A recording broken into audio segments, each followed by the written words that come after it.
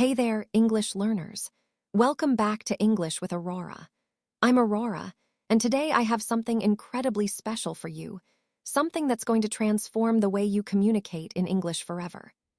We're diving deep into the 50 most essential everyday English questions that you absolutely must know if you want to sound natural, confident, and fluent in any conversation. Now I know what you're thinking. Aurora, I already know how to ask questions in English. But here's the thing.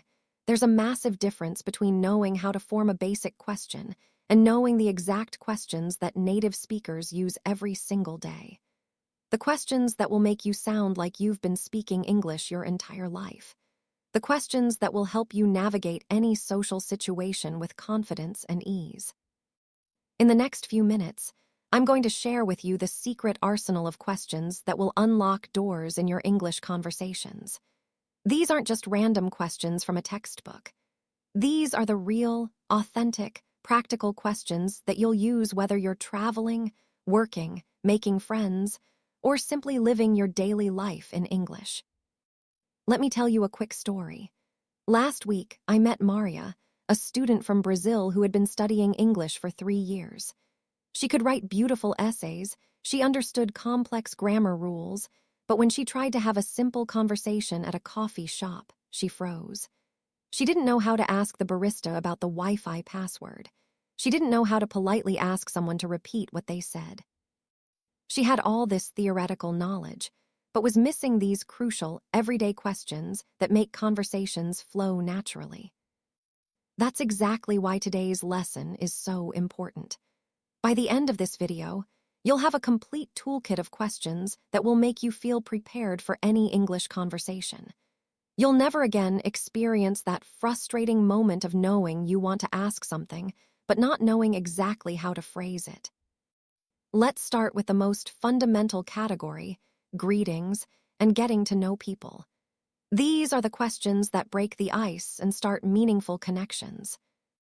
First up, how are you doing? Now, you might think this is too basic, but listen carefully to the pronunciation and the casual tone. How are you doing?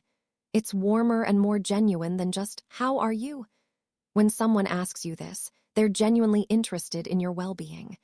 You can respond with, I'm doing great, thanks for asking, or not bad, how about you? Here's a beautiful alternative. How have you been? This question is perfect when you haven't seen someone for a while. It shows you care about what's happened in their life recently. How have you been? The emphasis is on have and been. Now, when you want to know someone's name politely, don't just say, what's your name? Instead, try, I'm sorry, I didn't catch your name, or could you remind me of your name? These sound much more polite and natural. Let me paint a picture for you. Imagine you're at a networking event and you want to start a conversation with someone interesting. You could ask, what do you do for work? Or even better, what kind of work are you in? This second version sounds more conversational and less like an interview question. Moving on to one of my favorite everyday questions. What brings you here? This is incredibly versatile. You can use it at parties, conferences, events, even in casual situations. It's a wonderful way to understand someone's motivation or reason for being somewhere. Now let's talk about questions for daily activities and making plans. These are the questions that will help you navigate your social life in English. What are you up to today? This is such a natural way to ask about someone's plans. It's casual, friendly, and opens up the conversation for them to share what's happening in their day. You might hear the response, not much, just running some errands, or I'm pretty busy with work stuff. Here's another essential one. Do you have any plans for the weekend? Perfect for Thursday or Friday conversations. It shows interest in the person's life and can lead to making plans together. Native speakers use this constantly. When you want to suggest doing something together, try, would you like to grab coffee sometime? Or do you want to hang out this weekend? Notice how hang out is much more casual than spend time together.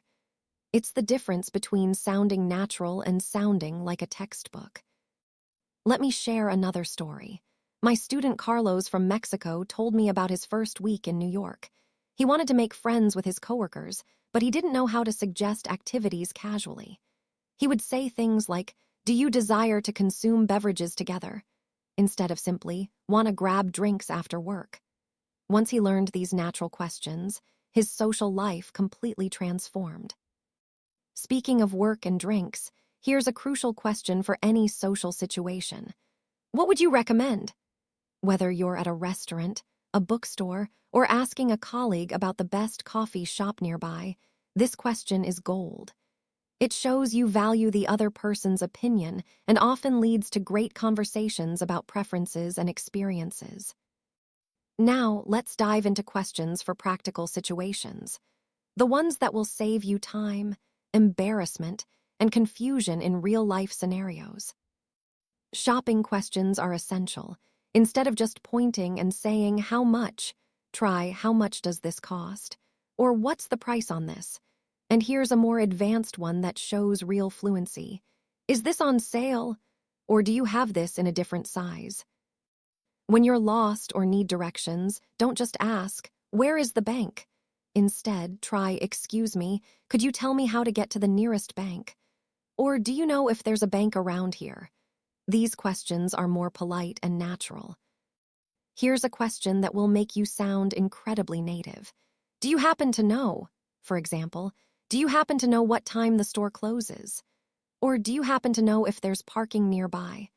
The phrase, "Do you happen to know?" is a beautiful way to ask for information politely, suggesting that it's okay if they don't know. Restaurant and food questions are absolutely crucial. "What's good here?" is perfect when you're at a new restaurant. It's casual, friendly, and shows you trust their judgment.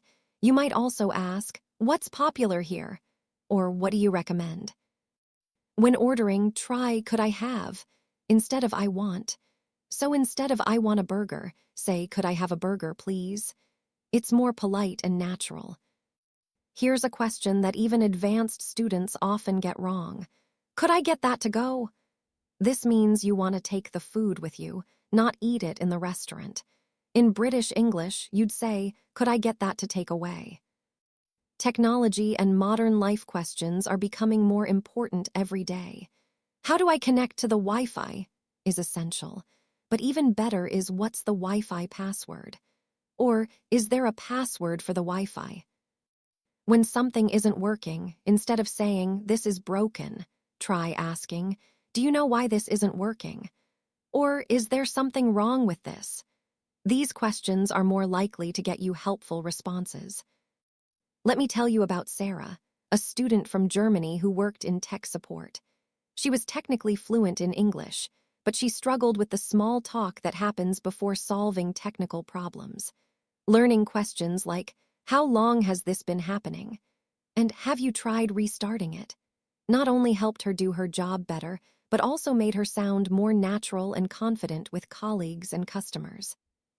Time-related questions are used constantly in English. "What time is it?" is basic, but try, "Do you have the time?" for a more natural sound. When making appointments, ask, "What time works for you?" instead of "What time is good?" Here's a sophisticated time question. "How long does it usually take?" You can use this for commutes, cooking, waiting in line, completing tasks. It's incredibly versatile and shows advanced English thinking.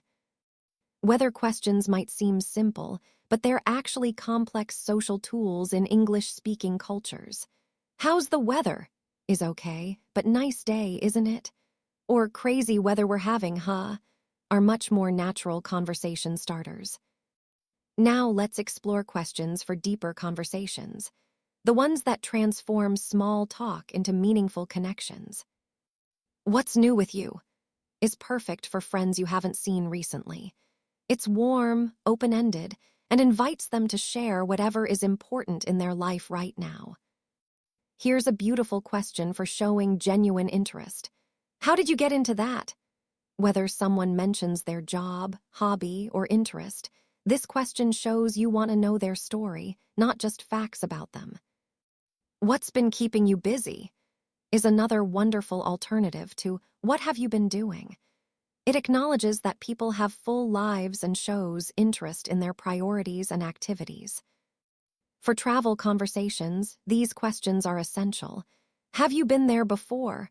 What was that like? How did you like it? These simple questions can lead to amazing stories and travel recommendations. Let me pause here and tell you something important. You might be thinking, Aurora, these seem so simple. How can simple questions be so powerful? Here's the secret. English conversation isn't about complexity, it's about naturalness, flow, and genuine connection. Native speakers use these exact questions hundreds of times every day because they work. They create connection, they gather information smoothly, and they keep conversations moving forward naturally. Let's continue with questions for problem solving and getting help. These are the questions that will save you stress and time when things don't go as planned. Could you help me with something? Is infinitely better than help me. It's polite, not demanding, and gives the person a chance to say yes or no gracefully. When you need clarification, try, could you explain that again? Or, I'm not sure I understand, could you clarify that? These show you're engaged and want to understand properly, not that you're confused or slow. Here's a crucial question for any service situation. Is there anything else I need to know? Whether you're renting a car, checking into a hotel, or starting a new job, this question often reveals important information that people forget to mention initially. What's the next step? Is perfect for processes, applications, or any situation where you need to know what happens next. It shows you're organized and forward-thinking. Let's talk about questions for opinions and preferences. These are the questions that help you understand people and make decisions together. What do you think? Is simple but powerful. You can use it about anything, a restaurant choice, a movie, a work decision, an outfit. It shows you value the other person's perspective. How do you feel about? Is slightly different from what do you think? This question asks for emotional response rather than logical analysis. How do you feel about trying that new restaurant? Sounds more personal and warm. Here's an advanced one. What's your take on this? This is very natural and contemporary. It's asking for their perspective or interpretation of a situation. For making group decisions, try what works for everyone. Or does this work for you? These questions show consideration and help build consensus. Let me share a story about David, a student from Japan who got promoted to manage an international team. He was technically excellent at English, but he struggled to build relationships with his team members. Once he started using these opinion and preference questions naturally, what's your take on this approach? How do you feel about the timeline? What works best for your schedule? His team dynamics completely changed. People felt heard, valued, and included in decisions. Emergency and urgent situation questions are hopefully ones you won't need often. But when you need them, you really need them. Could you call 911? Or should we call an ambulance? Are obviously important for serious emergencies. For less serious but still urgent situations, is there a doctor around? Where's the nearest hospital? Do you know where I can find help? Could I use your phone? Is essential if your phone dies or breaks when you're out. Is everything okay? Is a caring question you can ask when you notice someone seems upset, hurt, or distressed. Now, let's explore questions about experiences and memories. These questions help you connect with people on a deeper level and learn from their experiences. What's the best? Is incredibly versatile. What's the best restaurant you've been to? What's the best advice you've ever received? What's the best trip you've taken? These questions often lead to wonderful stories and recommendations. Have you ever? Opens up conversations about experiences. Have you ever been to Italy? Have you ever tried sushi? Have you ever changed careers? People love sharing their experiences, and these questions invite great stories. What was it like? Is perfect as a follow-up question. When someone mentions they lived in another country, changed jobs, or had an interesting experience, this question encourages them to share details and feelings about it. Learning and education questions are particularly valuable in our constantly evolving world. How did you learn that? Shows genuine interest in someone's learning process and might give you ideas for your own learning journey. Where did you pick that up? Is a casual way to ask how someone gained a skill or knowledge. Pick up is a phrasal verb meaning to learn informally or casually. Could you teach me how to do that? Is a beautiful question that shows humility and creates opportunities for connection through learning together. Here's something fascinating about questions in English. They're not just about getting information. They're social tools that show interest, build relationships, express politeness, and create connections. Every question you ask sends a message about who you are and how you relate to others. Let me tell you about Anna, a student from Russia who moved to Canada for university. She was academically excellent, but she felt isolated because she didn't know how to use questions to build friendships.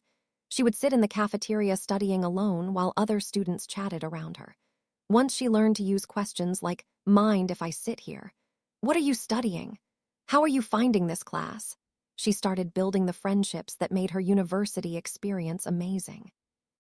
Let's continue with questions for expressing uncertainty and seeking guidance. "I'm not sure about this. What do you think?" This combination shows humility and asks for input, which people generally appreciate. "Could you double-check this for me?" Is perfect in work situations when you want another perspective or want to make sure something is correct. "Am I missing something?" Is a sophisticated way to ask if there's information or context you don't have. "Does this make sense to you?" Is excellent when you're explaining something and want to ensure the other person understands. Questions about preferences and choices help you make better decisions and show consideration for others. "What would you prefer?" Gives someone control over a decision and shows you care about their preferences. "Which would you choose?" Asks for their decision-making input, which can be very helpful when you're facing a difficult choice. "What's more important to you, X or Y?" Helps understand someone's priorities and values. Technology questions have become essential in our digital world. "How do I?" followed by any technology task is incredibly useful. "How do I share this? How do I save this? How do I find that setting? Is there an app for that?" Has become a cultural question that acknowledges how apps have solutions for almost everything. "Could you show me how to do that?" Is perfect when someone mentions a useful technology skill you'd like to learn. Questions for clarification and confirmation prevent misunderstandings and show you're paying attention. "Just to confirm," followed by restating what you understood is professional and clear. "Let me make sure I understand," shows engagement and prevents miscommunication. "So what you're saying is another way to confirm your understanding while giving the other person a chance to clarify if needed. Here's something beautiful about mastering these questions. They give you confidence. When you know exactly how to ask for what you need, how to show interest in others, how to clarify misunderstandings, and how to navigate social situations, you feel more relaxed and natural in English conversations. Let me share one final story. I had a student named Miguel from Spain who dreamed of working in international business. He had excellent technical English skills, but he was terrified of networking events and business social situations. He would prepare presentations perfectly, but struggled with the informal conversations that often led to real business opportunities. We spent weeks practicing these everyday questions, not just the words, but the confidence, the tone, the natural flow. 6 months later, he landed his dream job at an international company. The hearing manager later told him that what impressed them most wasn't just his technical skills, but how naturally he communicated, how easily he built rapport, and how confidently he asked thoughtful questions during the interview process. That's the power of mastering these 50 everyday English questions. They're not just words, they're tools for connection, confidence, and success. As we wrap up today's lesson, I want you to remember something crucial. Becoming fluent in English isn't about memorizing complicated grammar rules or learning fancy vocabulary that you'll never use. It's about mastering these everyday, practical tools that native speakers use constantly to communicate, connect, and navigate their daily lives. These 50 questions we've covered today are your foundation for natural, confident English conversations. Start using them tomorrow. Use them when you're shopping, when you're at work, when you're meeting new people, when you're traveling.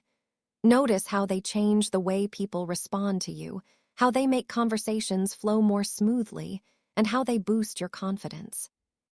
Remember, every question you ask is an opportunity to learn something new, to build a connection, to solve a problem, or to show someone that you care about their thoughts and experiences. These questions will open doors, create friendships, advance your career, and make your English speaking journey more enjoyable and successful. Keep practicing, keep asking questions, and keep connecting with people through the beautiful English language. You've got this, and I believe in your success. Until next time, keep learning and keep growing with English with Aurora.